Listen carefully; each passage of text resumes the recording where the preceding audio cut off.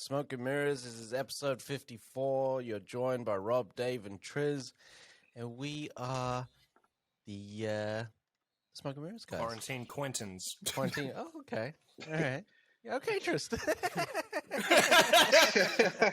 Fucking hell, mate. We're out here. Fucking Lockie D came around again, so we're just fucking chilling out. Oh, no way. Remote fucking recording.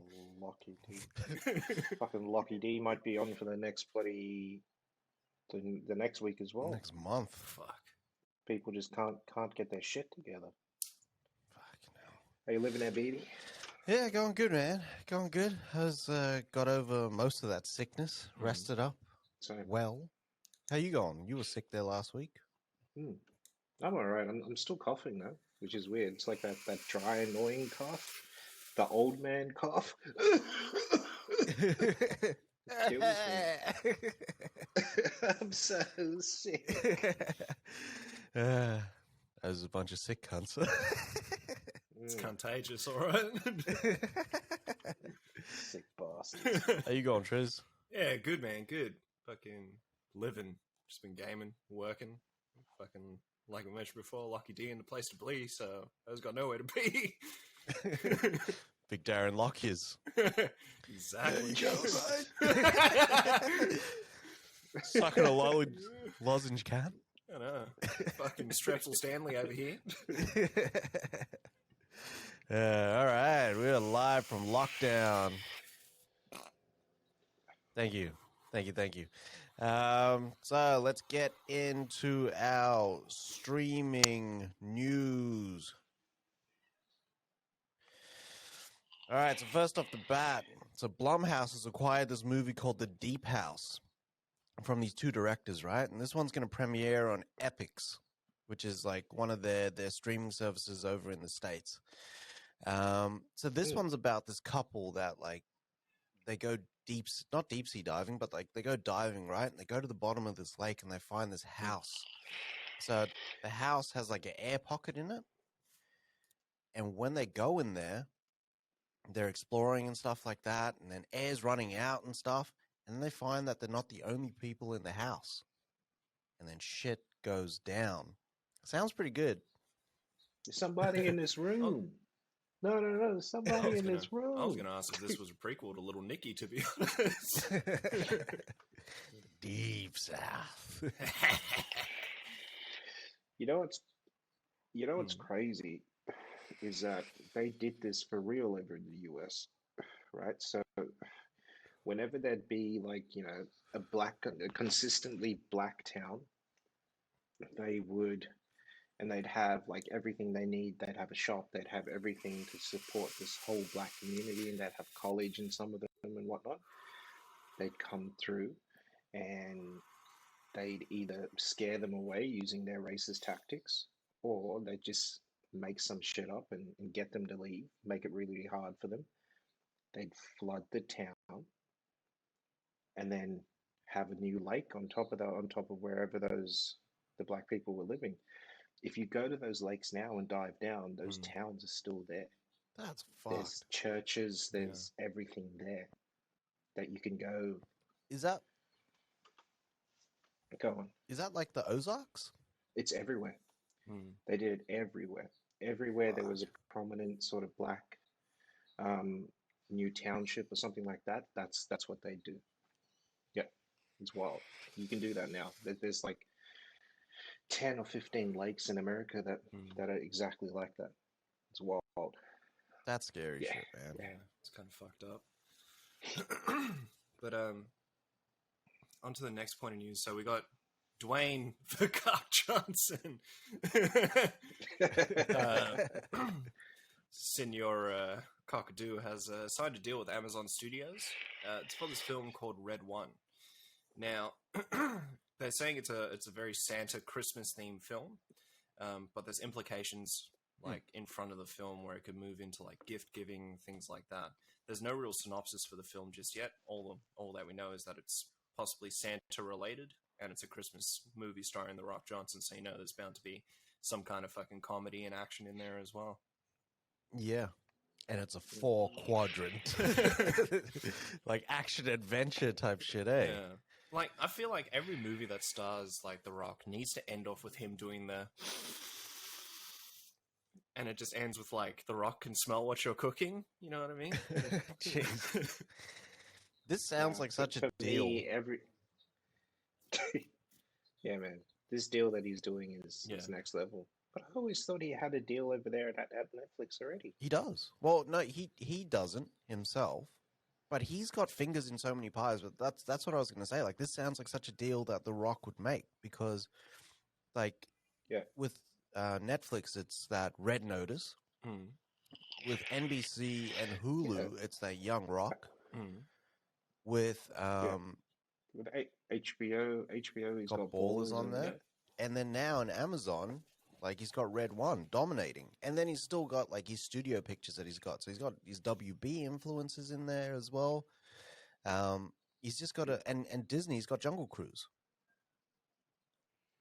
Like we won't be like getting any radio silence from Rocky Johnson for a while. Rocky Johnson.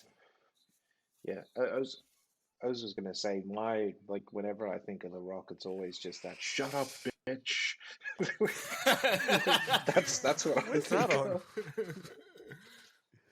He's in the ring one time. He says it to someone. It's hilarious. Like they're just talking, and then you just hear him out of nowhere. "Shut up, bitch!" He fucking dies. It just dies every time. It's like the best thing to post on someone's post on Twitter, just to troll. Yeah. All right. So our next piece of news is in regards to Antonio Banderas. So Banderas is he's shooting this movie. Is it a movie or show? Show. So it's a limited series. Sorry. Yeah. Called The Monster of Florence. Right. So this is based on the book by Doug Preston, who did The Relic. I'm pretty sure.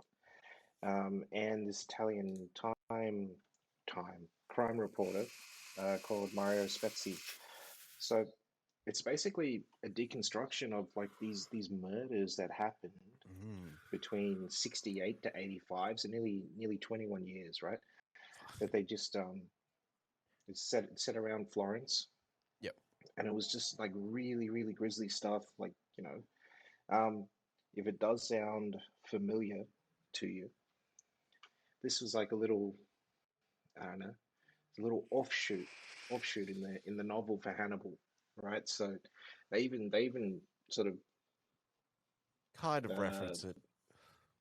reference it in the movie. So yeah, it's weird. In the movie, it's when he's taking the Commendatore up and he's gonna slit his belly and spill his guts, Patsy, he looks over at someone and that's supposed to be Il Monstro. Yeah. But yeah, this sounds pretty cool, man. Yeah. Like as soon as I read it, I was like, oh shit. But it's weird though because this was originally going to get done by like Cruise and Macquarie. So I don't know. It's just weird seeing Banderas play, if he is going to play, a what's his face, an Italian. Yeah. Hopefully he is the serial killer. Like, that'd be cool if he was. Yeah, because But that'd be the most. You go. They'd have to massively de-age him though. We're talking about 20 years here. But like, did they ever catch this guy or Monstro? Doesn't sound like it. Because like they might not know how old he actually was when he was doing the killings. Know what I mean? Yeah, but if he's like Banderas' age, is he really going to come out like 85 years old and just hoe into people? Like, Banderas kind of look good though. He still looks good. He does. He does. He's in shape. He doesn't look as in shape in bloody what's his face, Hitman's bodyguard's wife. True. Looks a bit old in that. Yeah. He did look good in Expendables 3. He kind of looked youngish in Dr. Dolittle. Or Doolittle. The Robert Downey one.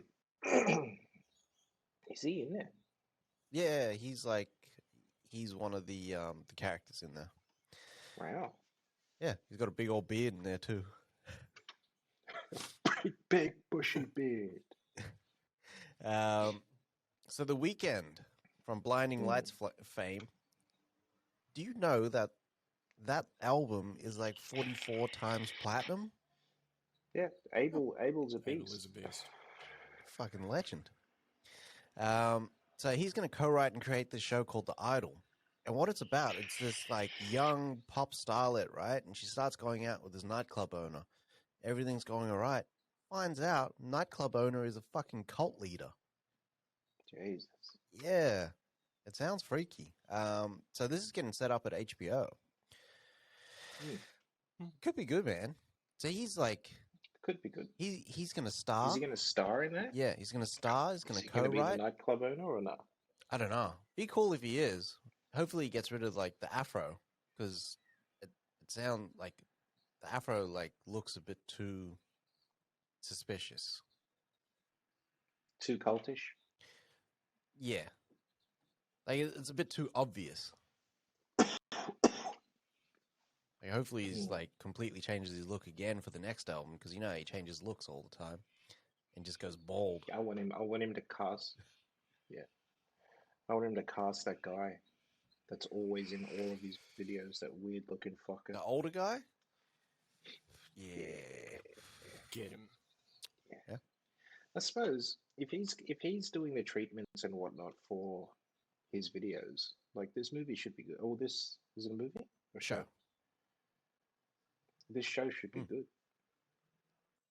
Curates the whole fucking Quite interesting. soundtrack as well. Yeah. Yeah, those vibes would be next level. Fucking oath. He's a nightclub owner as well. It's a vibe. So we have still staying with HBO. We've got a new casting for The Last of Us. Nico Parker. She is going to be playing Sarah, or Joel's daughter, for anyone who's played the game. Fucking really excited about that. And as well as that, like following on top of that, Gabriel Luna posted a picture, like a selfie of him with all the cast behind him in this car, because they've begun fucking filming. Yeah. Fuck, I'm excited, man. And Gabriel Luna's got like longish hair. Threw me off, eh? I'm so used to that, the Caesar. Yeah, but he suits that long hair. Yeah. Like it changes his face completely. Like he looks more friendly. Yeah, he looks very gentle now. Yeah. Fucking Gabriel Luna. Oh, and Tommy in the game looked very, very disheveled sometimes. Yeah. Especially in the second Tommy one. looked like he ain't sleep, dog. Yeah. Yeah. He just can't. But yeah. He hasn't Did you slept see in there's months. houses in the US where there's this mold infestation where like these mushrooms grow out of the walls? No. It scared the shit out of me, because I was thinking just cordyceps. I burned the whole fucking house down, man. Badly. That shit's scary. Burn the whole place Yeah. I'm excited, man. This photo was funny because like they're all smiling and shit in there, but like in that scene, if it is the scene, Yeah. like that chick, Nico Parker, is gonna die. Yep. I was She is wondering gonna about die. that. Yeah, like, do you reckon they'll introduce some kind of like, I don't know, psychosis episodes where Joel sees Nico Parker throughout the show? That'd I be hope cool, so. especially Yeah. like in comparison to Ellie, Yeah. like, and actually Yeah. seeing that trauma, because that scene is a dream Yeah. in the first one. So he's obviously haunted by it, and they did say that they're gonna like not put out as many action scenes, or not include as many action scenes to focus in on character. This shit could be like, you know, kind of next level in terms of like dramatic performances and set pieces. This could be the drama. This could be the dramatic thriller we've been waiting for. Fuck yeah, and I'm here for it. Fucking better Fucking be. oath. All right. So Nick Offerman, you know, from Parks and Rec and all that good stuff. Overall, just hilarious, man. Yeah. He's an everyman, this man. Mm-hmm. Those loves it. And he puts you to sleep. But yeah. I said, and he'll put you to sleep because he Badly, that voice. Yeah. But yeah, he's set to star in a remake of A League of Their Own. Right, so he's going to play Casey Dove Porter, and he's famous because he actually pitched a ball and hit a dove Like, yeah, and it just explodes. Like there's videos that you can see now online of like this pitcher throwing this ball, and you just see like the bird sort of just get in contact with that ball and just explode, man. But yeah, he's going to play Casey Dove Porter, and he's going to be the coach of this team called the Rockford Peaches, right? So it's going to be an hour long series over at Amazon, and yeah, it's just going to tell the story of this generation of women that wanted to play professional baseball, and yeah, all the issues with race and all that sort of stuff back in that day, because it is going to be set in the early times. When is it? I don't know when, but yeah, I think it's usually around the 60s, because that's women started playing sports around then, because all of the men were at war, so they weren't actually playing any games. So, Yeah. yeah, that's what this is. Shit. Yeah, man, this is quite exciting actually. Yeah. So they're the guys that brought us Broad City. So Abby Jacobson and Will Graham, they're gonna do this. Yeah, it's exciting. That's sick. I just hope we get some good comedy out of them, and if some of the girls that they cast are just really really good as well. Yeah. Yeah. Fuck, it would have been Like, if you get an Offerman, like, the rest of the cast should be pretty fucking good. And you need to have Danny McBride in there And somewhere. if it's You're fucking out. Danny McBride should be the rival coach on some team. That'd be Yeah. awesome. Still needs to have that slick fucking mullet though, man. Beautiful. All right. He tells a story of him hanging out with Ye. Danny McBride. Yeah. He also tells a story of him being, I think, out in Galveston or somewhere in Texas, and there's this beach that's all cordoned off. Oh yeah. And you can go find megalodon teeth and whatnot there, Shit. right on the beach. But that's the reason why they cordon it off, because it's like it's a archaeological site, and like one of the things that he did with this guy was, like, he went out there and basically broke in and went and stole some ancient dinosaur teeth. Hilarious. That's crazy. Fucking hell. So we got some bad news. Lovecraft. It's the worst news. I know. Lovecraft Country will not be continuing as a show. So HBO has confirmed that it'll stick to being a limited series, because Misha Green said, "I don't have any more stories to tell."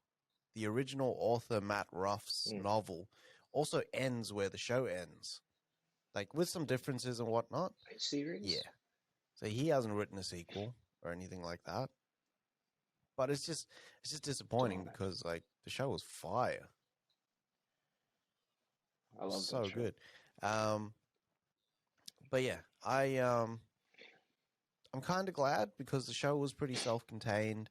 It tied up a lot of those loose endings and whatnot, and like it left a lot to be imagined in terms of what happens in the future, with what's his face's son. Shit, it's the main character's name. It's not Ern. I want to say like Titus or something like that. It's something like that, yeah. Yeah. But yeah, John Majors' son's future. No, that son's Anakin. Yeah. Damn it! Now I've got to look it up. It will haunt me forever. Back in the day, the game was you couldn't use Google. Atticus. Oh, it's Google. His Atticus. His name is Atticus. Yeah. Tick. Yes. Because they call him Tick. Yeah. Tick's son. Ah, well. Next time. Well, hopefully. But this is the thing with limited series, eh? Like, sometimes you want them to keep going, like Watchmen, this. And sometimes you're just like, yeah, cool. Like, I'm happy with the one and done. Know what I mean? Yeah. Yeah. I just, it feels unfinished though. For Okay. me, it feels unfinished. Yeah. Love Pro, like she's at the end that the little girl's got powers. Yeah. Everyone got powers, and then Mm. what happens after that? They're going into a world of systemic racism. They didn't lead that world. Are they going to use those powers now? Is this the start of the Watchmen? Like what's going on? Yeah. Mm. I don't know. I have no idea. But like, I'm also glad that we don't get the chance for them to fuck it up either. Yeah, Because they that's could have true. just took it. I like that they did. They could have Go just on. took it way too far. I like that they didn't. They didn't like Oh, okay, the book's finished, but we can continue on our story from here. Like some people have done that and just ruined. I don't know. Because it might not be as good. Yeah, yeah. Might not. It's always never as good. Yeah.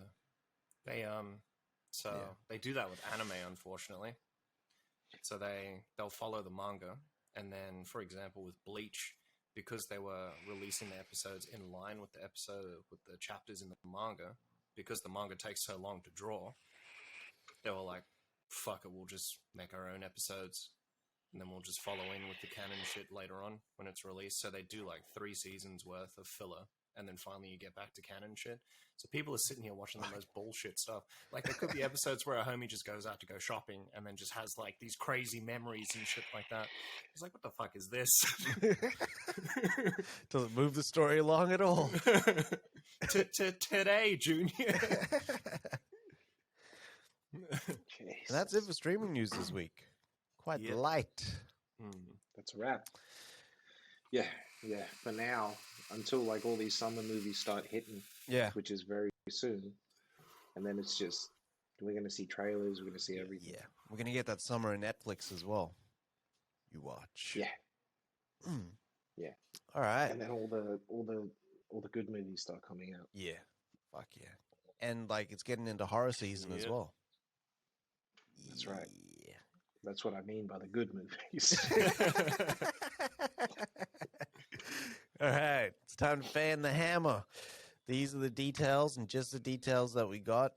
All right. May I ask one Yes, sir. question? Can we have that clip from Inglourious Bastards to play here? You got to make it there in 15 seconds. You think you could do it? Fuck, I was be spitting this shit like Twisters. I feel like I'm running over. All right. So we got Timothy Oliphant, Justin Cornwell, Jessie May Lee, Quellen Sepulveda, Sonny Pang, Louis Guzman, Yao Yan Yan, and Michelle Waterson, the UFC fighter, joining Tom Hardy and Forrest Whitaker in Gareth Evans' Havoc. John Lithgow is returning as a Trinity Killer in the Dexter revival. Hopefully he's not naked. HBO Succession, which we haven't watched, so we're not expanding on it, is aiming to finish out the series at either season 4 or season 5. What I heard, it's good. What is also good is the Good Omen show with David Tennant and Michael Sheen has been renewed 2 years later for a second season at Amazon. Ethan Hawke has secretly joined the cast of Knives Out 2, where he's got a ponytail and a weird gun. Pause. The Last Voyage of the Demeter, the Bram Stoker's Dracula short story, adds David Dastmalchian and Liam Cunningham, the Onion Knight. And Charlize Theron has confirmed the Old Guard 2 will start shooting early next year. Lucas Marinelli and Marwan Jafar. Yeah. What's his name? Marwan Kenzari. Marwan Kenzari. Yeah. He's back. He's back too. They're both back. I like it. Apple TV Plus has reduced its trial offer from a year to 3 months, which still ain't that fucking bad. Mhm. Sonic the Hedgehog 2 has wrapped filming. They fucking zoomed through that. Benedict Wong, Danny McBride, and Gemma Chan will join John David Washington in Gareth Edwards' True Love, the other Gareth in this list.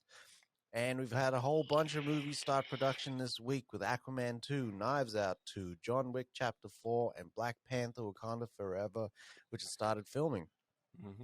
Benedict Cumberbatch has joined Dungeons & Dragons because he's had some downtime in between Doctor Strange and the pickups.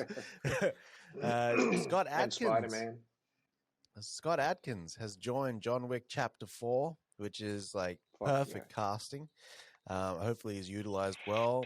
Last Night in Soho, not Solo, which is the Star Wars porno, has been pushed back That is 1 correct. week to 29th of October. Ron Perlman will voice Optimus Primal in Transformers Rise of the Beasts. I'm not sure if I like that news because Peter Cullen is a fucking beast all by himself. Yes, sir. And that is all for Was it Fan different? the Hammer. Was it different? Yeah, is Optimus Primal Was Pete different? Cullen still the voice of Primal? I don't know, actually.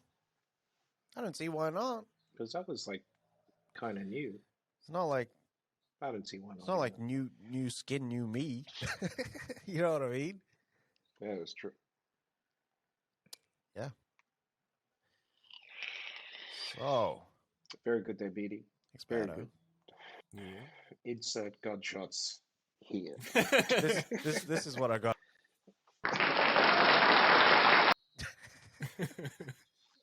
Jesus. Fucking hell. All right. Straight into film news. Ooh. So we got Riddick 4. Vin Diesel will unfortunately be attending the motherland of Australia to start filming Riddick 4. So apparently David Toy's finished up scripting and all that shit, so we might be seeing a fourth Riddick, which I'm not mad about, but considering Vin Diesel's current slate of movies, they're looking to do, what is it, a double movie feature for fucking Fast 10. They're only looking to start filming this maybe in 2022 or 2023. Yeah. Yeah. There could be a game as well that's coming. Yeah, so especially after like the success yeah. of Butcher Bay, and then unfortunately Dark Athena after that, which wasn't as good. Wasn't it? But nah. They were trying to do the exact same thing. Dark Athena was just a remake of Butcher Bay. So they had like extra bits in that shit and everything. Yeah, it was like Butcher Bay director's cut. The director's cut. But yeah. I don't know. I don't know. I'm telling you guys before. I don't know how I feel about having Vin Diesel so close in Australia. Yeah. Like, it's just too much family. I don't know how we can handle it. I'll be scared if Lockie D is over and I'm walking down the street and I hear Drunken Love start playing. I start running, dog. Like that's all I'm saying. Badly. Mans gets too lit sometimes. You forget that he's like half Puerto Rican sometimes. Like Do you think Vin Diesel gonna eat all the gravel? He just gets lit. Yeah, my boys ain't grabbing it. BHP's gonna run out of stock, mate. Fucking hell. His voice is gonna have a fucking red tinge from all the red dirt that we have. Fucking. Yeah. All right. So Lionsgate. So Lionsgate set some release dates here. Yeah. And excitedly, they set the release date for the Nick Cage movie that I've been waiting for God knows how long, called The Unbearable Weight of Massive Talent. So this is the one that we've spoken about 3 or 4 times, where Cage plays Cage, and gets recruited by the CIA, and then has to take down this dictator as Cage. But in the movie, he gets to do some of his most revered characters ever. So we're talking Face Off, we're talking Con Air, we're talking all that sort of stuff. This is going to be the best. I watched Willy's Wonderland and I thoroughly enjoyed it, by the way. Oh shit! Yeah, I put it on my list because it was on Hulu. Yeah. Fuck. But yeah, that's exciting for me. The other thing that the other 2 movies that we're getting is this movie called The Unbreakable Boy. Starring Zachary Levi. It focuses on this boy that's born in Austin, and he's got this rare bone disease and autism. Yep. And despite all that, he just has a really fun life. Yeah, because he's got a good outlook on life. He's got an outlook a good outlook. His dad Zachary Levi would be playing the dad of this, so it's not going to be like him Shazamming. Yeah. But yeah, that's one. It's written by John Gunn. I don't know if there's any relation to old James Or there. Tommy. And finally, we have the Jesus Music, right? It's this documentary um, by the Irwin brothers and follows the rise of Jesus music from the 1960s Yep. all the way up until now. Right, so that's going to get released on October 1st, 2021. And yeah, this is going to, basically follow the path from, the beginnings in Calvary Chapel all the way through to, now to Christian contemporary music, which is massive. Like they get paid so much money. Fuck yeah. Yeah. And like, Yeah. I'm interested to see how it actually started. Like, and how Well, they kind of show that. It's all the hymns and whatnot, right? So if you were born in, say, the Catholic Church, you hear some of the hymns that they sing. It's very very boring, very very solemn sort of hymns. But then if you were to sort of speed that up a little bit and add some music behind it, like you've got a hit there, Yeah. right? It's also the content that they're talking about, and yeah, how they can actually relate that back to Jesus Yeah. and God and all that stuff. Yeah, interesting. Yep. I'm there for it. That's a good lineup for Lionsgate, actually. It's a good mix between like Yeah. big, mid, doco. Hmm. They're getting it done. The only thing though is, like with what we're going through now, like are these movies going to come out? Are they going to get pushed back again? Like I what's think going that's on? why Lionsgate has pushed them back so far. Like it wasn't just like 2 months, Yeah. 1 month, 2 months, 2 weeks or whatever. It was just straight, next year, mid next year, that's going to be like our run. I think like they don't expect to make as much with the Jesus music because it's a documentary. So they won't like it's a niche genre anyway, so people like won't turn up unless it's like a Michael Moore doco or it's Bowling for Columbine or Fahrenheit 9/11. Yeah. So like they can afford to put that one out this year. Like it's kind of smart, but the only thing is Lionsgate doesn't really have like a backup streamer that they can just drop on. Well, it's weird though, right? Because they're I thought they signed a deal with Sony. I don't Aren't they think with so, Sony? but then Sony doesn't have a streamer either. Lionsgate? Because if they are, Sony has Funimation as well. Sony has Netflix.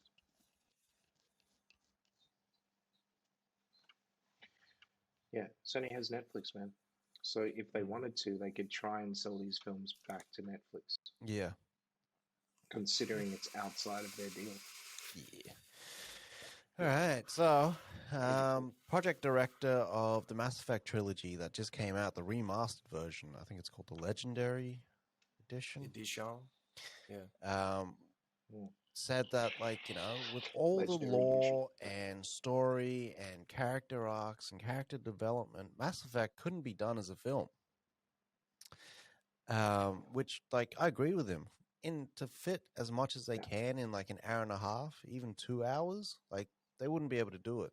I find that they would struggle to even keep it in like a show, like an HBO show or a Netflix show or something.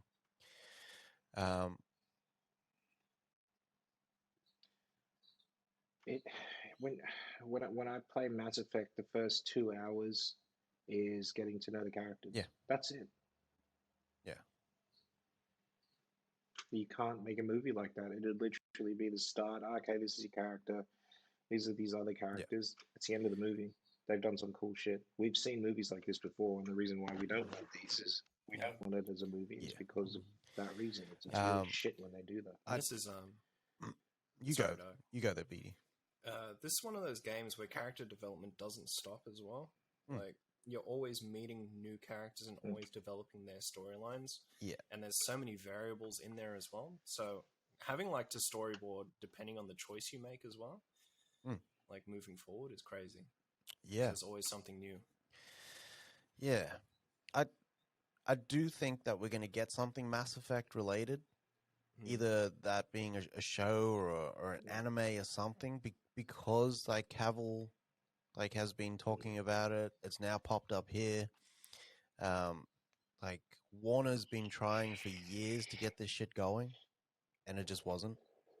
Know what I mean? They tried and then just dropped it. They dropped it cold. So I think in the next couple of years, like we'll get something, either long form or like extremely like sort of short as a movie. I mean, look at what these guys did with The Witcher, though. You know what I mean? This is what we need for that Mass Effect show. Yeah, and a budget, and a budget, a massive budget. Like it's not a cheap sci-fi. No. But I mean, it's not that expensive. You shoot the volume, like you can get away with it. Yeah. Yeah. And that's all right, it. and that's it for film news this week. Mm-hmm. We got them trailers. All right, moving into trailers. Fucking. So we got our first real look at Clifford the Big Red Dog, which is very much like I feel like Gremlins. Yeah. It's almost using that Gremlins formula. So this kid gets like this dog from like this fucking Imaginarium pet store, right? And how much you love that dog will determine its size. Clifford then goes home with that kid, sleeps in the same bed. The kid professes love for the dog. The dog fucking explodes the next day. Doesn't kill the kid, though. No, surprisingly. You'd think that something that weight would just obliterate that kid. Yeah. It looks really family friendly. There was a scary scene in this fucking trailer when he eats the pit bull or the pug or whatever, the other he eats dog. a pug, yeah. And it like you realize Clifford could do some real fucking damage if he got going. If Clifford got rabies, if Clifford was fucking Cujo, mate. Yeah. That'd be next level. It would be King They'd Kong have to send in the fucking army. They would. Not even the army. Badly. Not even the army's putting Clifford down. Hey, in the books, couldn't Clifford or the TV show, whichever one you watch, couldn't Clifford talk? Yeah, so he is getting voiced here by... Fuck, who was he?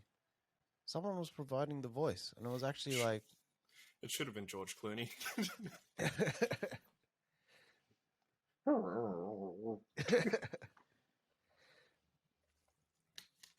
Fuck, who was it? Apparently John Ritter voiced him in the show. But in the Either way, movie... he didn't speak in this trailer. No, he doesn't speak in the trailer. But... Fuck, who was it? John Cleese is apparently is in here as well. As the store owner. Fuck, who is he? Yeah, you see him. Fuck. Now I gotta know. I must know. I have to. Fucking hell. They're not giving it up easy, are they? No. Can't stop, won't stop. Bringing these F's home on your fucking report card. But it was like... Fuck, Kenan Thompson's also in there as well? David Allen Greer. Yeah. Yeah, he's the David Allen Greer, that's who it is. Fuck. Wow. Yeah. Okay. Yeah, so he does talk. Big red dag. Very good. We got our first look at Blood Red Sky. Yeah. Fuck, this looks alright. As soon as I saw, Yeah, as soon as I saw them say this is like Die Hard on a plane, I was like, nah, I don't want to watch this movie. And Same. then I watched the trailer. I watched the trailer and I was like, wow, this actually does look good. Yeah. So this one is basically, yeah, you see this mother and child. It looks like a sickly mother that's traveling overseas to get treated somewhere. Um, and they, you know, she take you see her take a medicine and everything, and then try to settle down into the flight. Terrorists come on board the plane, which is fucking wild. Yeah. Come on board the plane, try hijack the plane. You see the mother get shot and whatnot, trying to protect her son or child. Then you find out that the mother is not really like, sick. She's not like dope sick or something. Jeez. She's a fucking vampire, Yeah. right? And then basically it turns into Die Hard by her trying to make her way through the plane, get rid of the bad guys, and save her son, before shit goes down. Also, her trying to dodge the sun and all that sort of stuff. It's Hmm. actually pretty cool. Yeah, it doesn't. A nice little high concept movie there. And the vampires look like Nosferatu. Yeah. Yeah, yeah. She's got no hair. She's really skinny. Yeah. Yeah, very cool. And it looks like it also gives you like a little bit of backstory with her other vampire coven. Hmm. Yeah. I'm in for this one, It's cool, man. man. This is dropping like Yeah. August Yeah. 23rd or something like that. It's like next month. On Netflix, man. Fucking Yeah. wild. Yeah. I'm so excited, man. I can't wait. Same. So we got our first trailer for the greatest movie of the year. I don't know actually, but yeah, this is it's the Many Saints of Newark. So we finally got a trailer. I think a couple of weeks ago we were complaining that there was no fucking trailer, but finally got a trailer. I don't think I saw Uncle Joey in there, but shout out to Uncle Joey, Hmm. Uncle Joey Diaz. Yep. But yeah, this looks good, man. Mm. This looks damn good. I saw all the shots of the pork store and Yeah. like all that and Satrials and like everything, and I was excited. Yeah. I was really really excited because we've never seen Tony Soprano in this sort of point in his life, Yeah.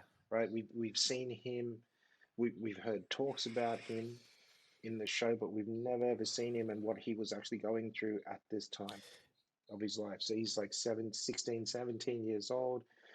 I don't know if he's fallen over and cracked his head open because his mother gave him a bloody panic attack before his cousin went out to go rob those guys. Like, yeah, I don't know. It's just weird. Well, we also get to see what's his face, Navolo, Yep. As his Chrissy's uncle. dad. Yeah, he's not really his uncle, not really. Yeah, but you know how you have But yeah. those old family friends that are just automatically your uncle sometimes, or your auntie. Yeah, we've got family friends now that we still call auntie and uncle. Yeah. It's wild. But yeah, this looks like Ray the Liotta. height of like the families as well. This is when they're at their almost like their peak. Yeah, yeah. I can't wait, man. Yeah. Yeah.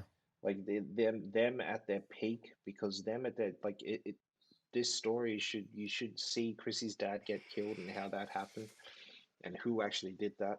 I have a feeling that it was Tony's dad, but that's me. Tony's dad is John Bernthal. I'd say so.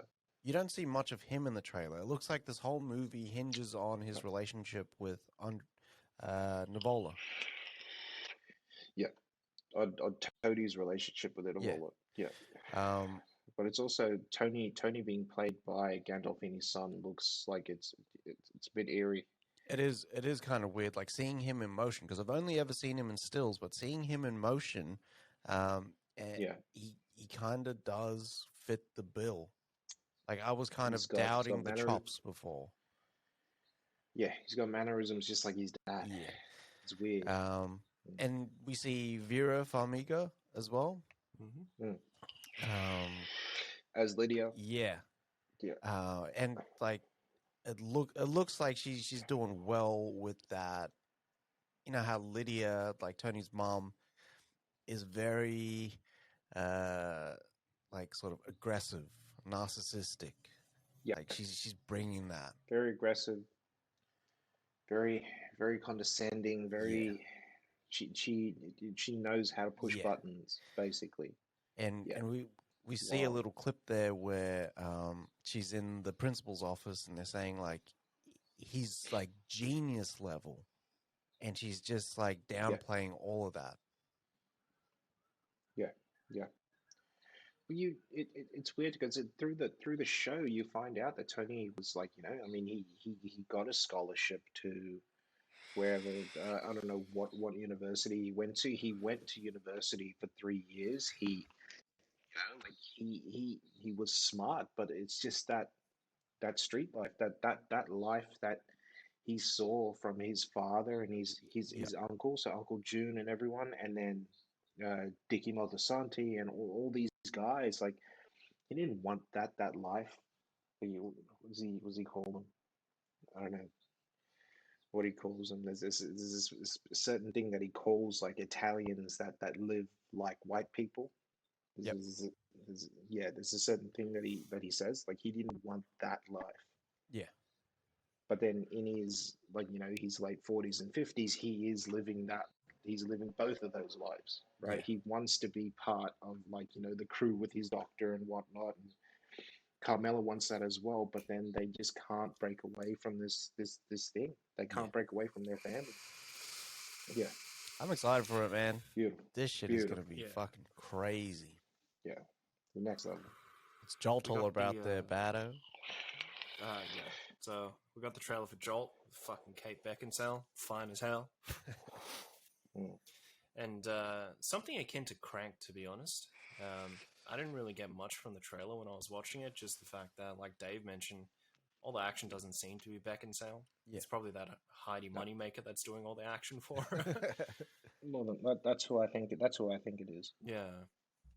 It looked like him. But it looks like she gets like a rush from pressing this button that jolts her, and she gets all this energy, and then it's just action packed like that. Yeah. So she's got a supporting cast, pretty good supporting cast as well. You got Jai Courtney, Stanley. I don't know why I mentioned Jai Courtney first, but like Stanley Tucci, fucking Susan Sarandon's there as well.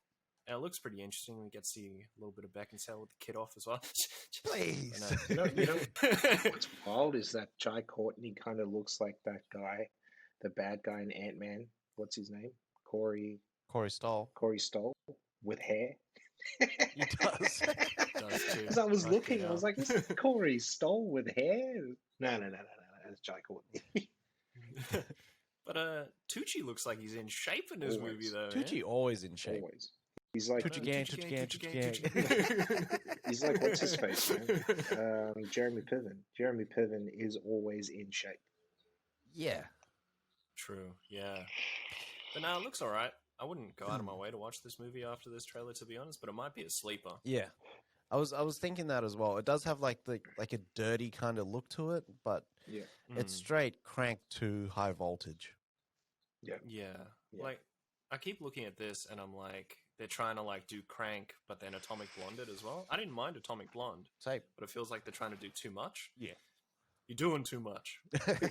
Bumping my elbows. We got our first real look at Don't Breathe 2. Fuck yeah. Which looks great, but fuck, they gave away a lot. Yeah, it's just 3-minute trailers, mate. What are you doing? Just like they were kind of going, well, we'll introduce the bad guys, and I was like, cool. But then they show you him just dismantling these guys throughout the whole fucking trailer. I was like, who's going to be left to kill? He obviously makes it out all right. Obviously. But yeah, it's interesting seeing him in like that Terminator 2 switcheroo. Sort of becoming the good guy now. But I think there's also something real sinister about him being the good guy. And why he's got like this girl with him and sort of interacting with these families and stuff like that. So, well, I always thought that the story was he had kidnapped a lady who finally had his baby, and that lady died, obviously, and now he is raising this girl. Well, at the So end of the if first she one, finds out, Yeah. At the end of the first one, he finds that chick with her little sister. Remember? As they're leaving on the plane, he finds her. Does he? Yeah. I thought it just cuts to the CCTV footage and of them in the airport. You don't see him find them. Yeah, he's there in that last scene. Like, he grabs her. Is he? Yeah. I gotta watch the first one again. I could be wrong. No. Yeah.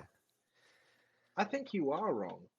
Because that ends with them walking through the airport and then it pulls back and it's like you see them walking away on the CCTV, I'm pretty sure. Because he is in hospital. And they wanted to go to California, I think.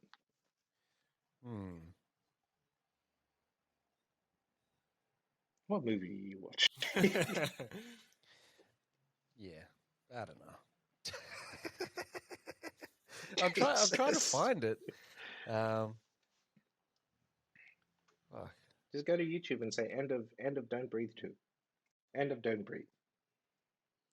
Yeah, I'm trying to Google it, and it's just giving me a lot of shit because people want to write. But yeah, I'm liking the look of it. The movie looks really good. Yeah. Like now they're fucking around with like, you know, he can read the fucking ripples in the water and shit like that, and like know where everyone is. That was like G.I. Joe blind though. Yeah. Yeah. G-eyed, no vision.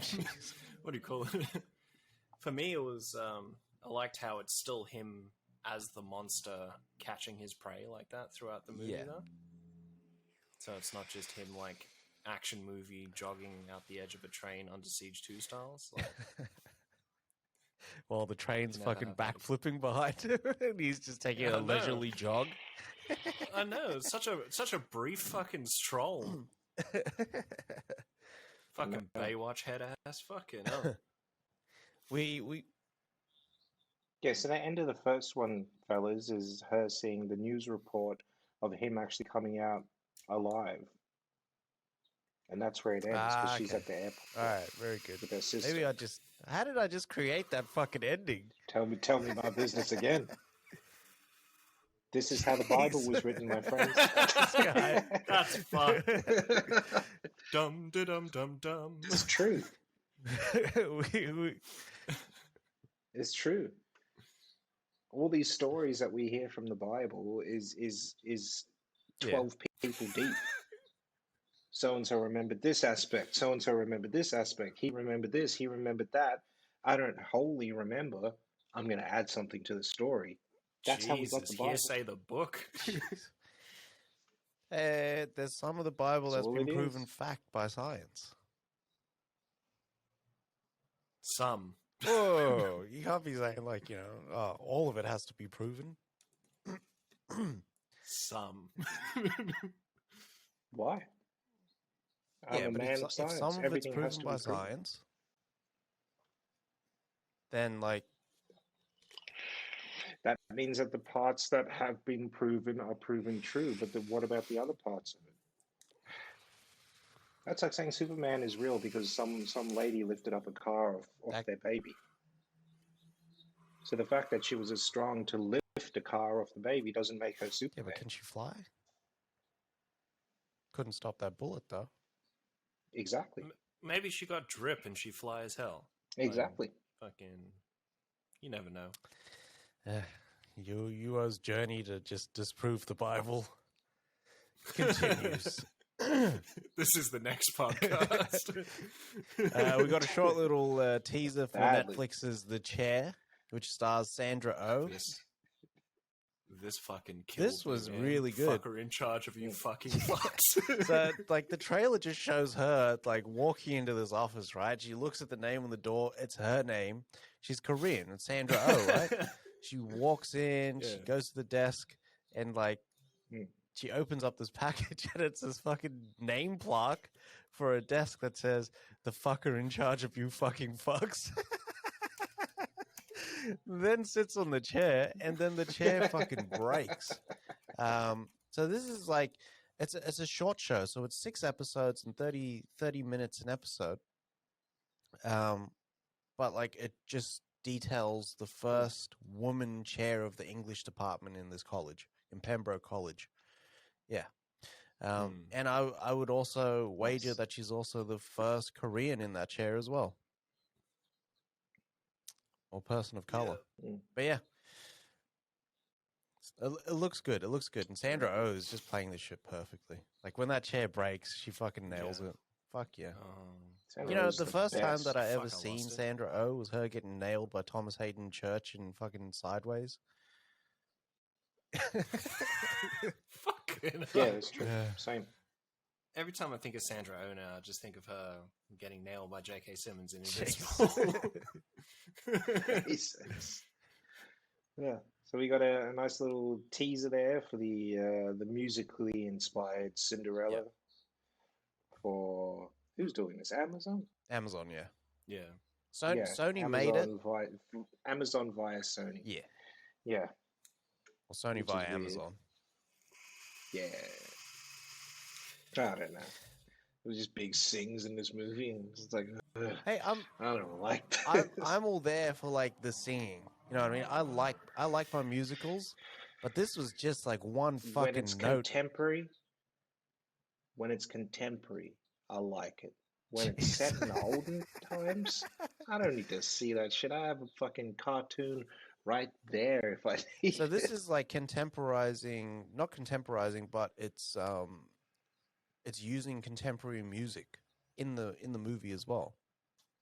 And it's got who else? Billy Porter as well as Yeah, the Billy Porter is her fairy godmother. called Fab G That's in this.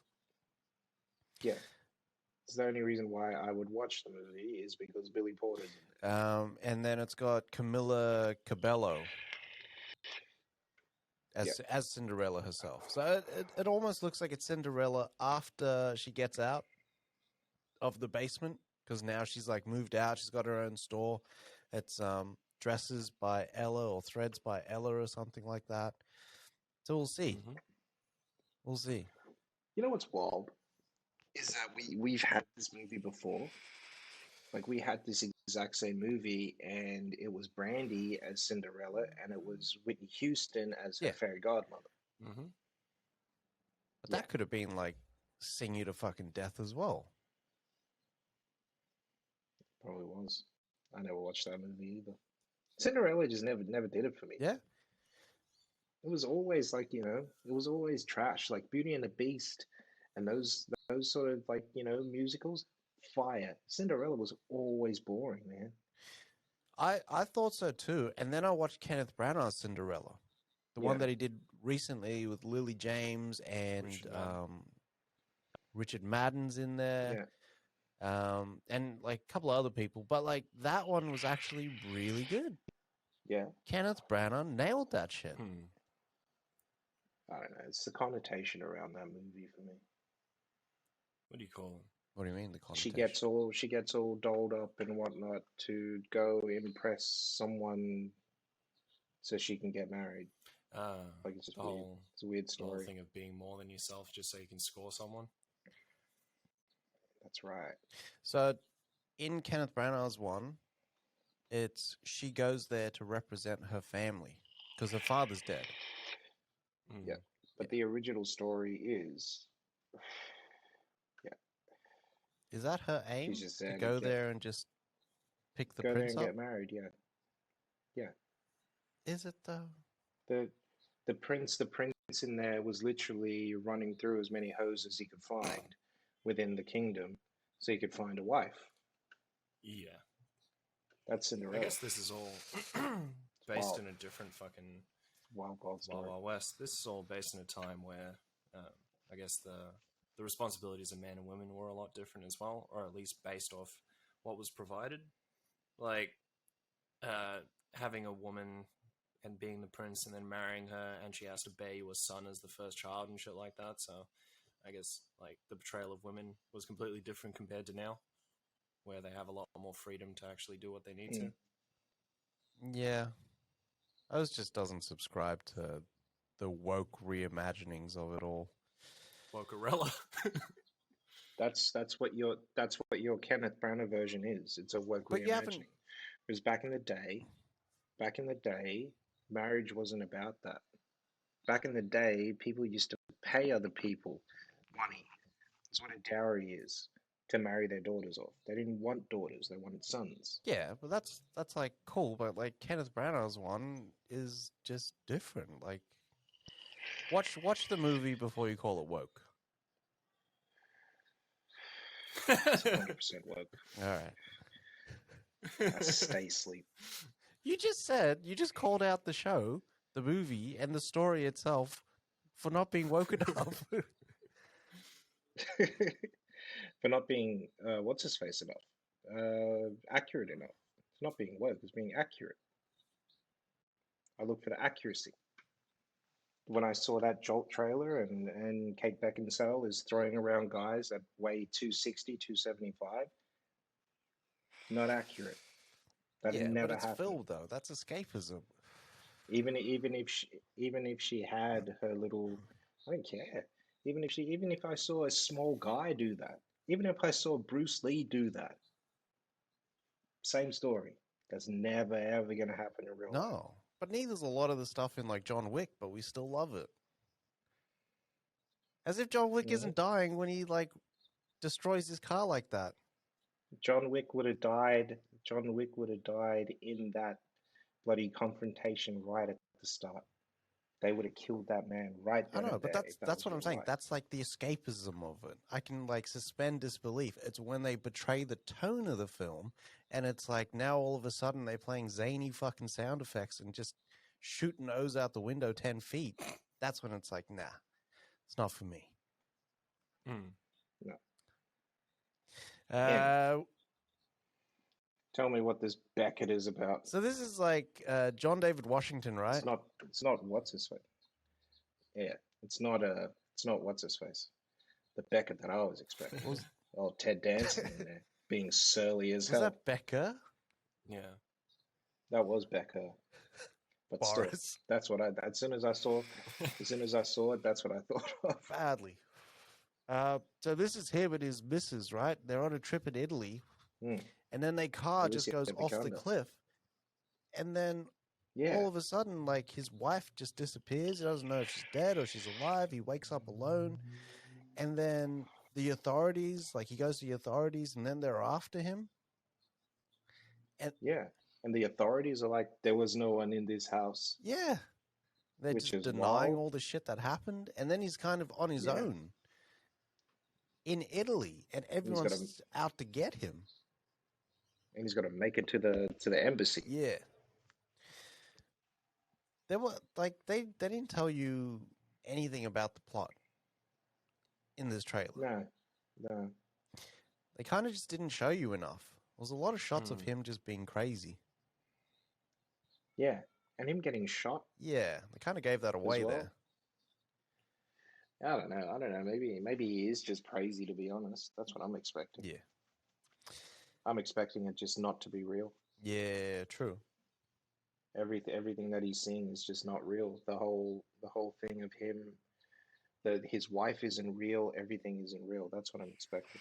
Could be another one of those Repo Men fucking lines where at one point in the fucking movie, everything else is just a dream, and he's actually still dead in the car. Yeah. Or kiss me before you wake up. Still laying in the cut. Jesus. They could never. They never ever nailed that feeling in what's his face.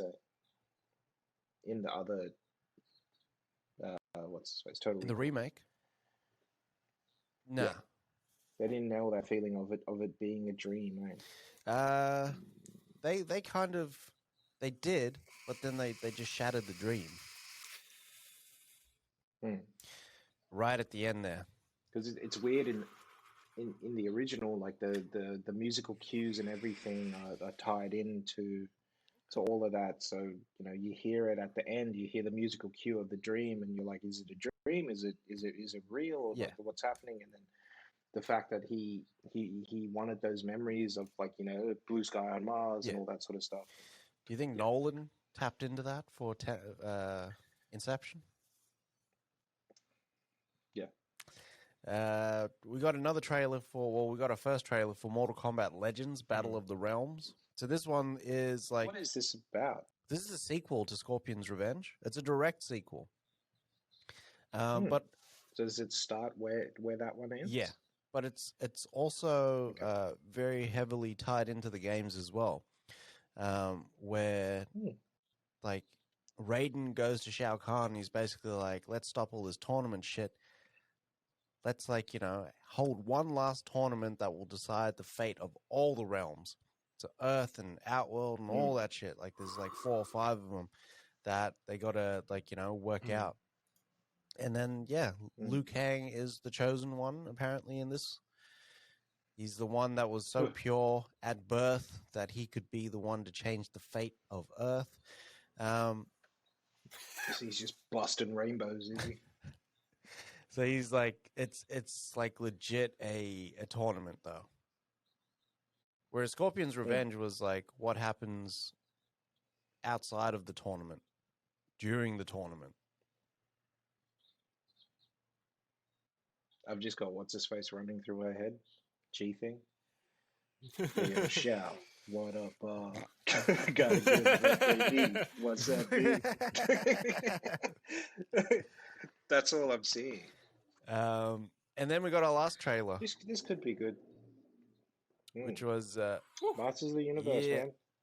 The full story trailer. Good, man. Beautiful. Beautiful. So Kevin Smith posted this either today or yesterday. This looks damn good. Damn good.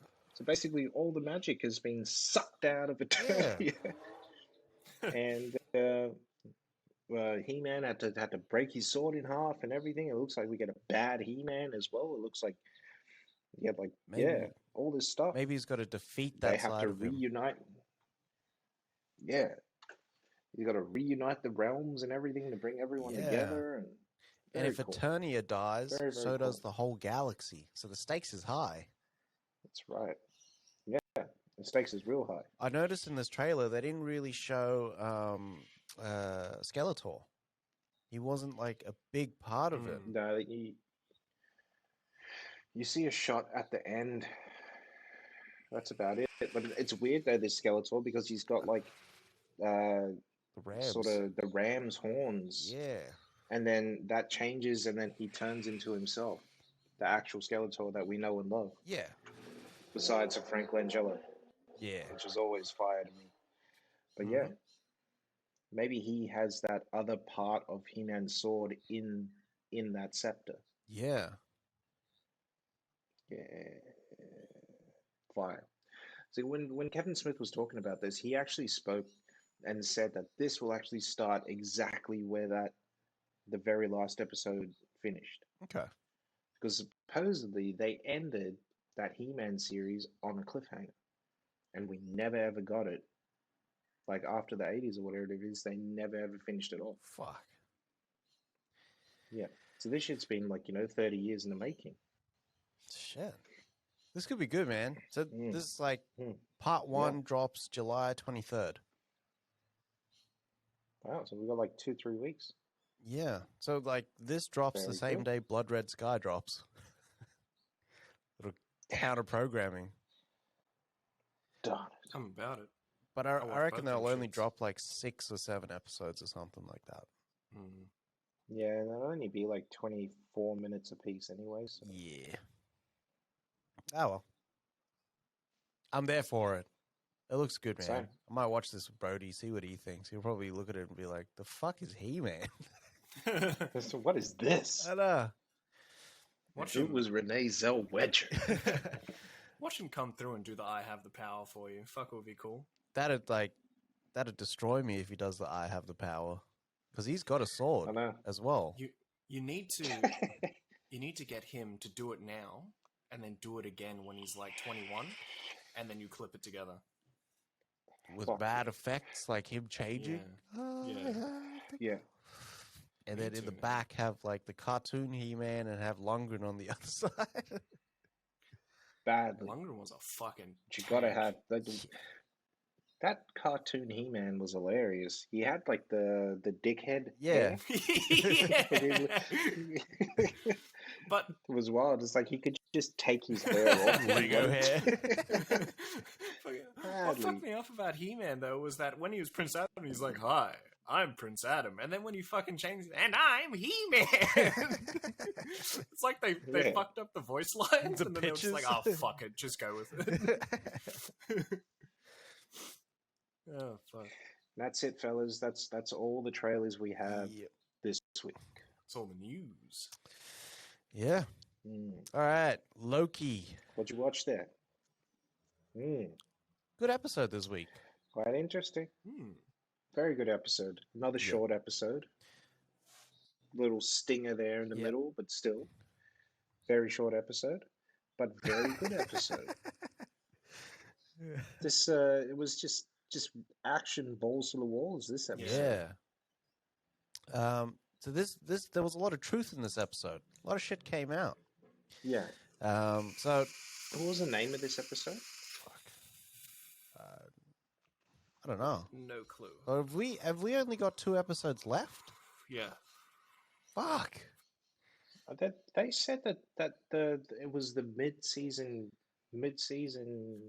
trailer. So yeah, we've only got 2. Shit. That's it. That's a wrap. Uh, Hopefully they're like an hour and a bit Yeah. each. Hopefully, but they won't be, unless our last No, they last episode's like a full nice 90-minute number. But that won't happen either. That'd be nice, actually. So this one was called the Nexus event. Yes, that's what it was. Yeah. So we seen Loki and Sylvie get rescued Mhm. by Mobius Yep. at the start off that planet. Valentis, was it? I don't know. Lamentus one. Lamentis, that's Yep. it. I think Valentis is Game of Thrones. So they got out. They got taken back to the TVA. Renslayer takes them to the Timekeepers. Mhm. And then Sylvie and Loki break free, and they fight everyone a la Last Jedi, But better. Yep. and then launch a shield at one of the Timekeepers' heads, and it comes off. You find out the fucking Mhm. Timekeepers is machines. They cyborgs. Yeah. So Yeah. that shit's all a We lie. find out that We find out what happens when you get reset as you well. find out that Yeah. you find out what happens when you get reset. Before that, though, we find out what she's actually doing to the people when she takes their hands, right? So that she's showing them past memories of lives that they've Yeah. lived already, right? So we see B-15, B-15 go into Sylvie's room. She takes it back to that other planet that they were at, and she shows her previous life. Yeah. Yeah. And now she's an ally. It's crazy. And now she's an ally. She does get bloody, what's it called? Pruned. De-resed, I want to call it. But yeah, she does get pruned though in the episode. Yeah. It's kind of disappointing. Yeah. But yeah, man, it's weird. I'm thinking that this is straight Kang's world, Mm. and that's why time and everything flows differently and everything. Yeah. Because Kang right now, if in Ant-Man and the Wasp, if you pause it just right, you can see a globe, right, in one of the corners, and that is Kang's world inside the quantum verse. Oh shit. So I don't know if they're there. Yeah, if they're there, Okay. because like Ant-Man says, it time operates differently in those worlds, in the quantum realm. So yeah, could be Kang's world. We could be getting, in the next couple of episodes, we could get to see Kang. I think that's what the end I'm credit hoping. stinger will be, is Kang. Yeah, fingers crossed. Yeah. We also get Well, to I don't know if they will though, because it should lead into what, Spider-Man. Yeah, that's going to be the next one. Yeah. We also Mm. get to see why Renslayer looks like she's covering all this shit up. Is because Yep. she let Sylvie loose when Mhm. she was like a child, and then I Yep. kind of felt differently about Sylvie as well, because she's been living her whole life in these fucking Mm. Nexus events. Yeah, just around death and Yeah, destruction her whole life. Yeah, which is scary. the fact that they just took her as well. There was no reason to take her. No, She wasn't like a variant, like you think that they are. They just it's just a different time of it. What was interesting though was the fact that the Loki and Sylvie, when they get close to each other, and when they could actually change the timeline, right, mm, or cause a Nexus level event yeah. on the timeline. Yeah, which is different. Is this time cop logic, where if two of the No, same occupy the same space? occupy the same space. They both cease to exist. I don't know. I doubt it because they've touched each other already. Yeah. Um, yeah, I don't know. So Mobius got pruned as It's well, weird. Mobius got pruned as well, and then as did Loki. Spoilers. huh? As did Loki. Yeah. So the show or the episode ended with Loki getting pruned, which I kind of expected, but when I seen it, I was like, "You motherfuckers!" Oh no! And You goddamn bastards! and then in It's the a little mid Sin City for credits, y'all. It's a little Sin City. and in the mid credits, we got to see where Loki actually ended up. Like he didn't die and just like go into nothingness. He actually got transported to another world, and it looked like Where you go. there's other different Lokis there. Yeah, Yeah. but I thought that black guy was like Black Thor because he had a hammer. Unless He Maybe. did too. unless that's a universe or a timeline where Loki's actually Thor. Or Loki was just worthy to wield the hammer. That's right. It just means that Odin chose Loki instead of Thor. Yeah. Mm. Overall, there's a lot more questions than answers. Like they gave you something, but then they're like, but here's 10 more questions. Yeah. And they say that when Loki and Sylvie sort of have that moment where it could be that they're falling for each other was the fastest like possible Nexus event that could occur. Yeah. Because that went like, it's like Almost directly up. DEFCON 6 type shit. Yeah, man. Yeah. But it's interesting. Interesting, man. Because I want to see what happens, like whether the show is going to end with them actually getting together and what that Nexus event would look like. Yeah. What did it actually do?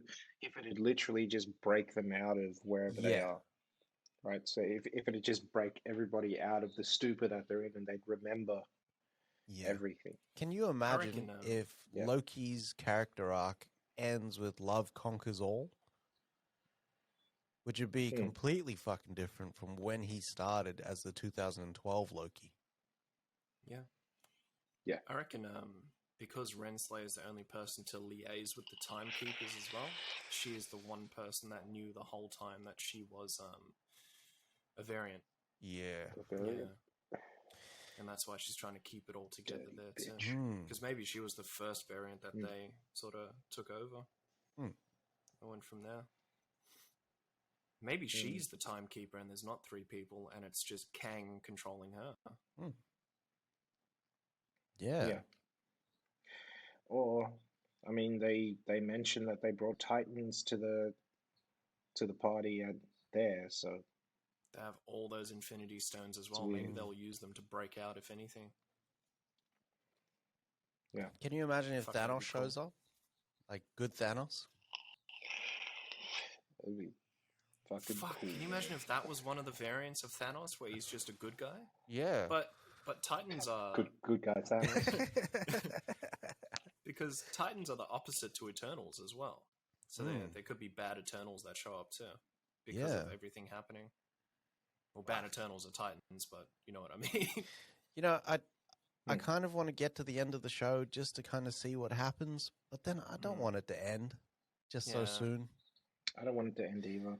I like what I'm seeing. It's really interesting. It's so different to the MCU. Yeah. I'm liking it. I'd love them to just, like, you know how we always talk about supercutting each show together, so it's just 6 hours of show in one hit? Yeah. I'd love to see them take everything that's happened between WandaVision to Loki and supercut all of it together, inclusive of fucking Falcon and the Winter Soldier, just to see, like, where everything sort of lines up chronologically as well. It'll be the longest show in the world, but still, like... Can you imagine if they did that and the movies? Fuck. You'd die in that seat. You would. You see me just there, just bleeding. Those would just not go. I'd just be like, I'm not going, thank you. No, I'll miss this I don't one. think I will. Badly. That's what it'd be. It would literally be young Cap at the start when you start all of it, and then old Cap at the end. Oh, fuck. And that's Cap. All right, what'd you watch there, Bado? I watched Tomorrow War, No Sudden Move, and Rambo Foreskin. Very good. Is that porno that Sly did back in the day? Badly. So was Tomorrow War the Edge of Tomorrow killer? No, not at all. Couldn't be that if it tried. Yeah, it was okay. Yeah. Yeah, it was okay. I'll never watch the movie again. Yeah. Yeah, but it was okay. It's good to watch. Yeah. Good special effects, good stunts in there. I wish it was R-rated, to be honest, so it could differentiate itself from Edge of Tomorrow. Yeah. Did it go as hard as Edge of Tomorrow? Because there was some bits in Edge of Tomorrow that was pretty like violent. Not at all. There's like you see a dude get bitten in half, and that's about it. Okay. But there's no blood, nothing. And what about Chris Pratt? How was he as the protagonist? Pratt was good. Pratt's always good, really, when you think about it. He's always kind of playing the same person. Yeah. But yeah, he was quite good. Simmons for me was the standout. Yeah. And Strahovski absolutely nailed it. Yeah. Yep. She's perfect. Yeah. Yeah. She's always good. Really. Watching this movie. And No Sudden Move? No Sudden Move was good as well. Another movie I'd never watch again. Really? Okay. Yeah, man. It doesn't. It didn't have rewatchability. So once I watched it, I didn't feel like watching it again. Whereas like the Oceans trilogy, I'll watch again. Yeah. Like Logan Lucky, I'd watch again in a heartbeat. Yeah. Like Out of Sight? there's just no, for me, Out of Sight. I haven't even really watched Out of Sight once, to be honest. Yeah. I just like to brag that it's awesome.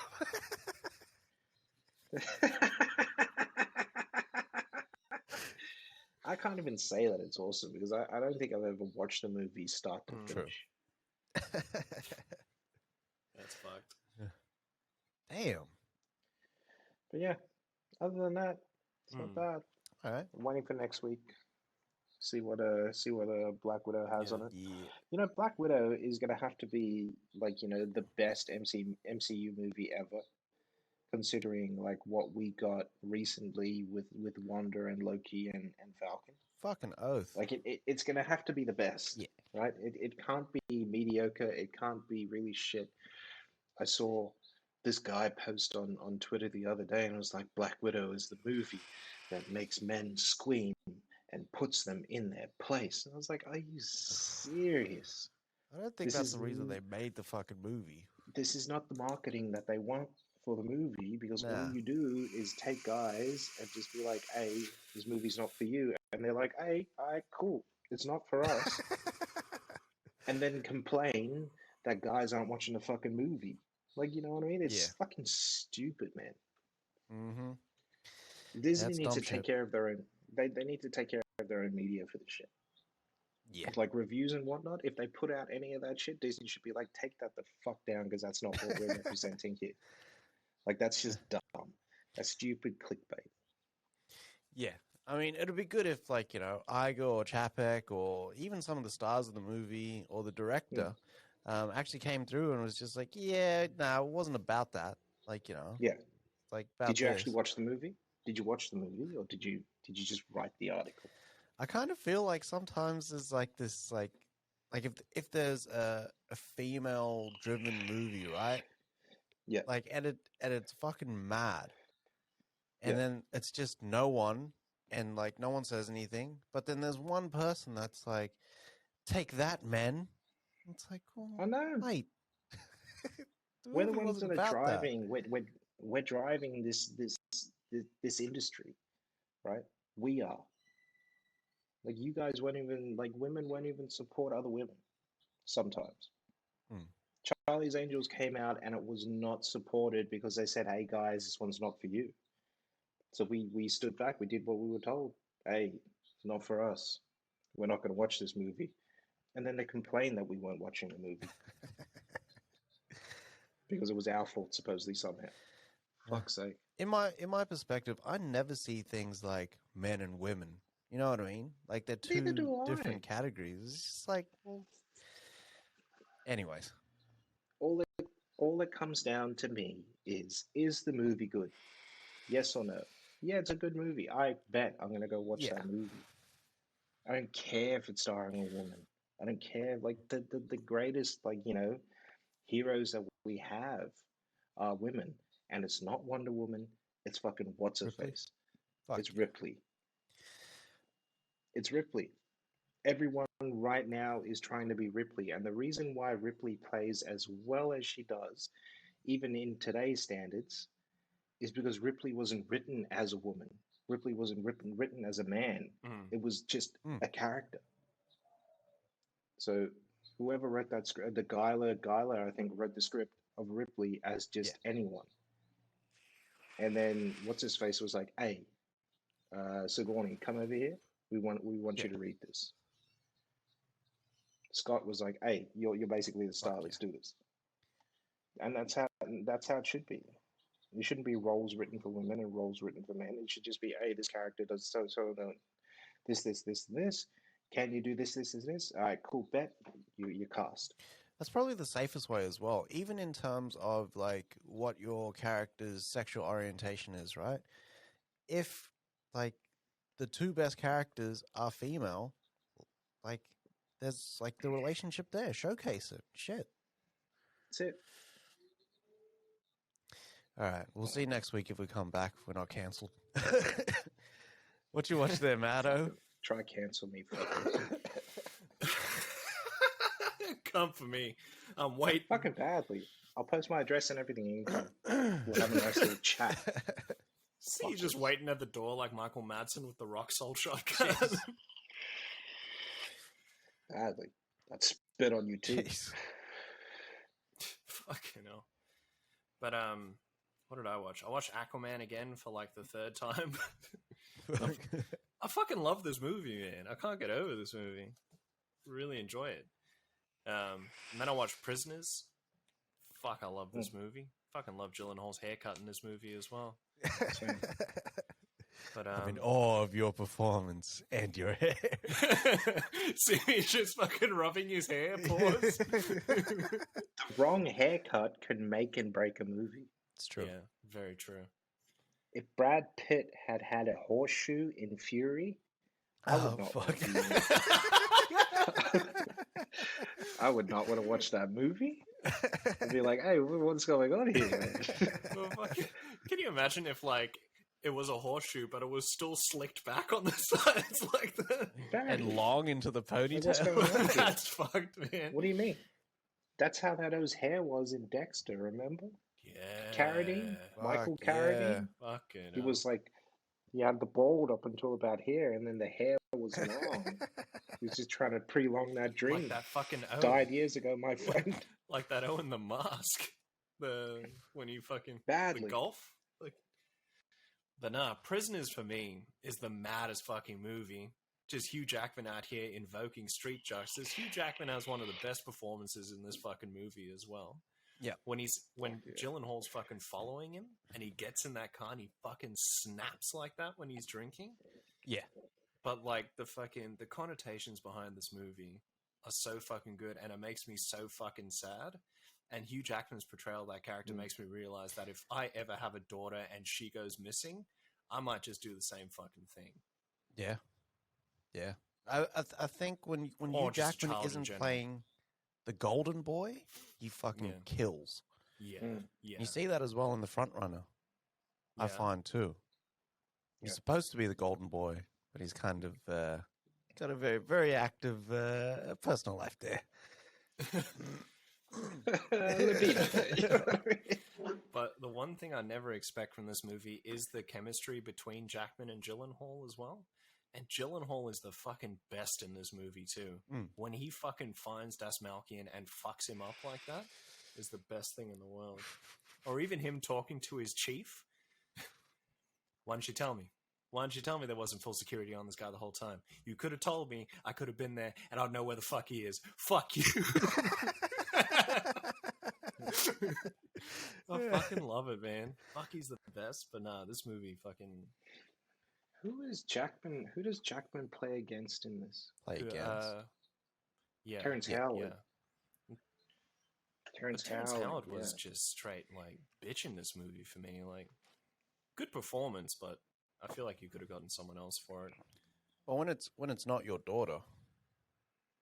But Howard's daughter gets taken Yeah. as well. Oh shit! Yeah, he does. Fuck. Yeah. But Thingy, it's his wife. His wife had a mad performance in there as well. The lady from Thingy, Suicide Squad and Widows. Ah, fucking yeah. Shit, Amanda Waller. Fuck, Yeah. what's Yeah. her name? Fuck. Hmm. I always remember her name, and then today it's like, yeah, tell me her name. Nah, not there. Not today. Memory Not has today. left the chat. Badly. I just need to stop smoking before the Again, it was getting blazed in my way. it's those delicious quiche that took away the memories. Badly. But nah, Prisoners, so fucking good. I also watched No Sudden Move and Tomorrow War. I have the same opinion as... Sorry, Doug, you were going to say? Nah, I was gonna wait for your opinion. Oh, I have the same opinion as Dave on No Sudden Move and Tomorrow War. Actually, I didn't like Tomorrow War. Okay. Fucking, yeah. I didn't enjoy it as much as I thought I was going to. Like, I was just expecting maybe a 6 out of 10 movie here where you just go through it, you only watch it once, and it's just camp and just gets it done. But I just couldn't get into it. Okay. Like, the whole time, I was trying to get sucked into the world, and just couldn't get through it. Okay. I think it was just the absence of violence and the fact that because it's very Edge of Tomorrow-ish, I was expecting something else. All right. Did they do anything like? Did they fuck the time travel aspect up, or like the characters just weren't there, or was it the action sequences? I like the time travel. Yeah. Okay. Time travel. The time travel was cool because they basically they get these things on their wrists. Yep. And they're locked down for 7 days, right? So 7 days is their tour of duty. Okay. That they have to do. So once the timer on their wrist rocket goes to 0, they get transported back Okay. into the past. Yeah. All right. But yeah, like, I don't know, there was just parts of this movie where I was like, No Sudden Move I liked. Liked Logan Lucky more as well. There was some fucking hilarious bits in No Sudden Move, though, where I pissed myself laughing. Fucking Benny and Cheadle together is a fucking power couple, man. Yeah. Fuck. But, nah, No Sudden Move was the decent heist movie for the year until something better comes out. Fuck. All right. And then I watched Fear Street Part 1, 94. How was this? This was alright, man. This was alright. I like this more than Tomorrow War. Fucking. Okay.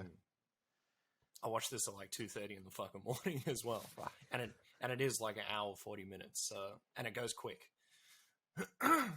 Shit. I really enjoyed this because It was like a throwback to old slasher flicks Okay. with a mix of the paranormal. Yep. The characters were all right for me as well. And this had one of the best kills I've seen in a slasher movie in a very fucking long time as well. All right. I won't spoil it, but fucking that was pretty good. But it's a bit of a slow burn until it gets to like everything fucking happening. All right. And is the slow burn like more just because they're developing characters and sort of adding that in there?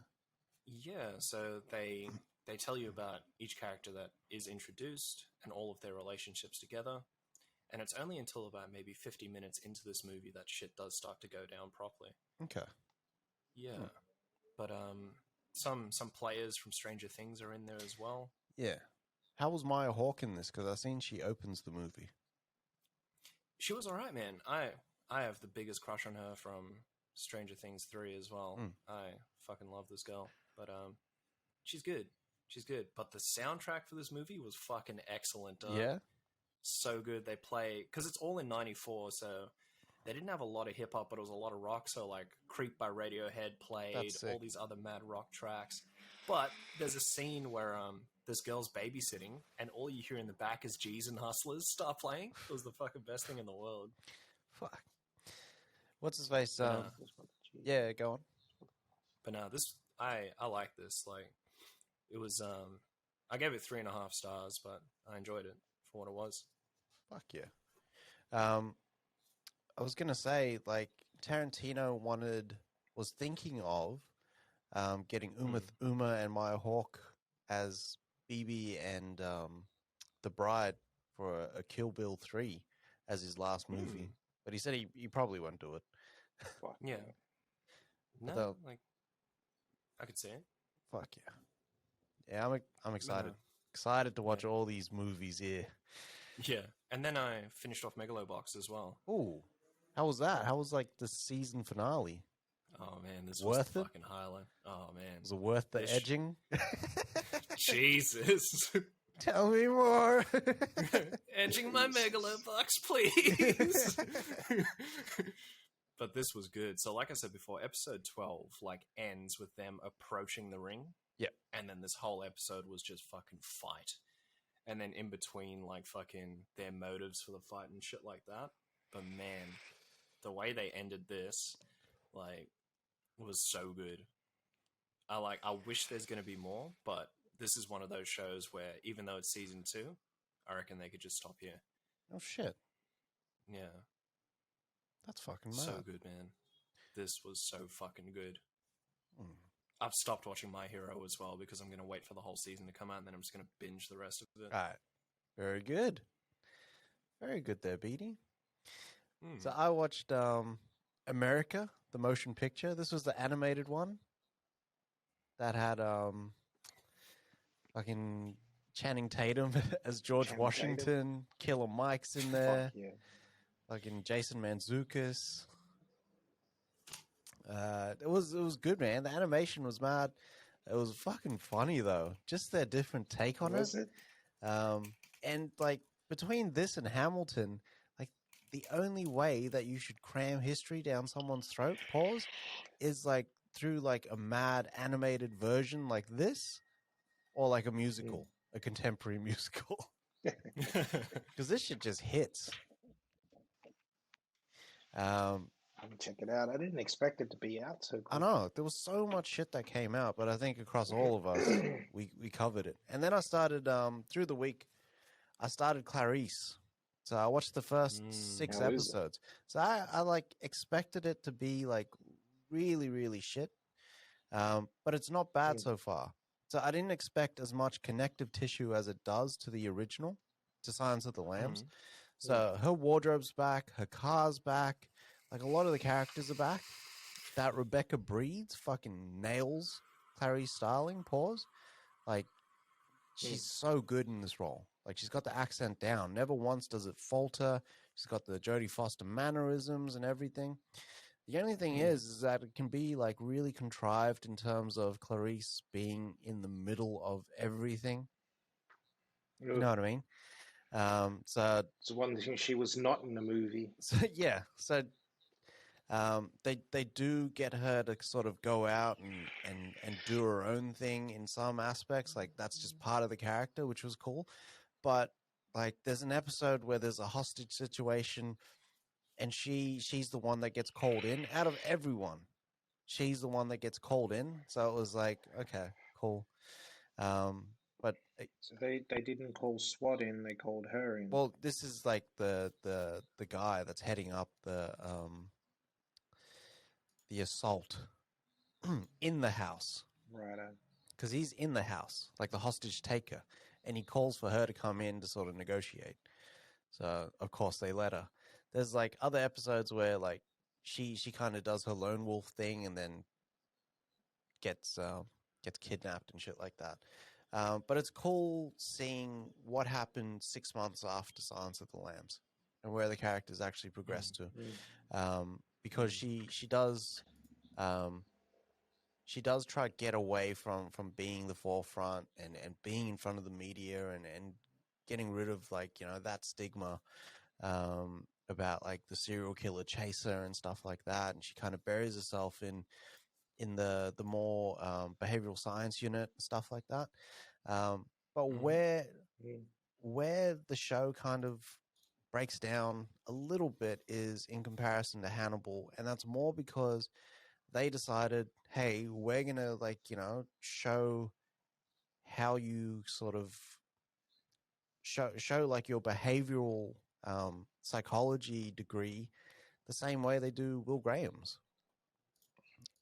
So him having these vivid dreams, like he's got the magic eye and shit like that. He can imagine himself and then bring that to the characters and things like that. It's probably a bit too connective to Hannibal, but I'm enjoying it so far. Like it's actually not bad. So yeah, I'm excited to finish Very it nice. off. And they bring the music back as well, which is good. Yeah, That's good. and it's also set in the 80s, but then it feels like a modern show, weirdly. So it's pretty cool. Them sort of like not using modern technology and Clarice being a lone wolf and stuff like that just adds to the danger. But I got to say, like Rebecca Breeds just kills it. Like she was the one thing that I was like, this is either going to sell it or it's going to fuck it all up completely. And she like, This is make a break, baby. yeah, and she nails it. She fucking nails it. That's good. Yeah. And that's it for the week. It. That's a wrap. You can find us on all social media outlets or services, whatever the fuck you call them. We're on Instagram. We're on Facebook. We're on Twitter as Smoke and Mirrors Oz. We're also on Spreaker where we host our podcast, and YouTube under Logo Smith Media. Yes, come check us out. Drop us a comment. Follow us. We'll follow back. All that good stuff. Yeah. Love yourself and love movies. Yeah. Get vaccinated. Everyone out here in New South Wales having fun with Lockie D. Just make sure you take care of yourself. Vape more, smoke less, and wash your ass.